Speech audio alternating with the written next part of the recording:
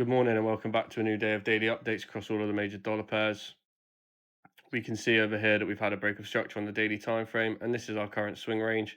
We've been calling for the last couple of weeks. We want to see this low get taken before we see any continuations in towards the upside. If we move down onto the 4 hour time frame, what we can see is we are currently swing bearish with a break of structure in towards the downside. So this is my current swing range. We've liquidated most of the highs available within the overall impulse other than this high over here. We've now made a connection as well to this supply zone, which as we can see has started to cause somewhat of a stall in price action.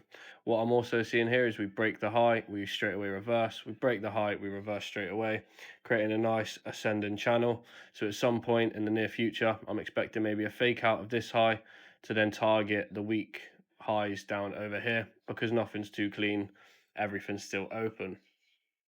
This is in line with that push in towards the downside that we want to see to take out the daily point of liquidity.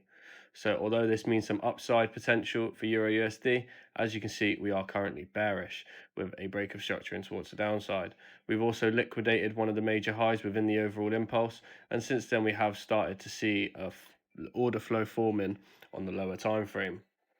So what I am expecting is still this high to get taken and start to see some upwards momentum come into the market. Now this could be down from this point of liquidity here, or maybe this point of liquidity here.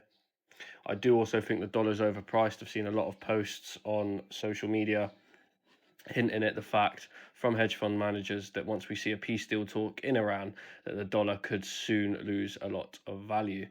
If we go down onto the 4 hour time frame on Euro USD, we can see this is our current swing range, and we've now liquidated these lows over here. We've not seen any sort of bullish confirmation just yet. What I'll be looking for is now these lows to get taken before we can see any upside continuation. However, similar to DXY, we can see we're now forming some squeezing price action, which is an indication that higher prices may be around the corner. If we go on to GU, what we can see on the daily time frame is that we are swing bullish with our break of structure, and this is our current swing range. We've liquidated this low within the overall impulse before then switching bullish on the lower time frame. If we move down onto the 4 hour, what we can see is we've had a break of structure initially in towards the upside, another break of structure followed by a break of structure in towards the downside. We've liquidated this low over here within the daily swing range, sorry, and now these equal lows here could be an easy target.